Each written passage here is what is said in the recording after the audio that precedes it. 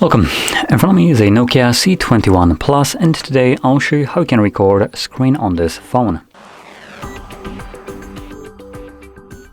So to get started, simply pull down your toggles, extend the list, and on the third page, at least for me, I have the screen recording toggle, so I can just press on it.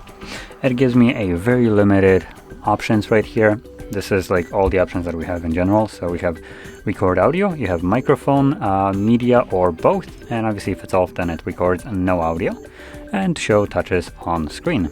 Then we can select start, which will automatically start a countdown from 3 and then begin recording.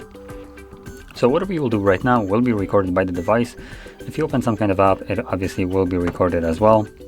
Just a quick demonstration. Nothing here anyway. I guess that's good enough. It still wasn't up.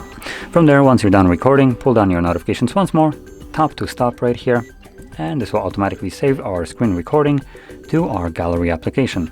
So let's open up Google folder and get bamboozled because there is no gallery in here. There we go, right over here. Now from here we can either click on the video recording right here, but you can also find it under folders. Should be nicely organized and looks like movies folder. When we click on it, obviously you can watch it.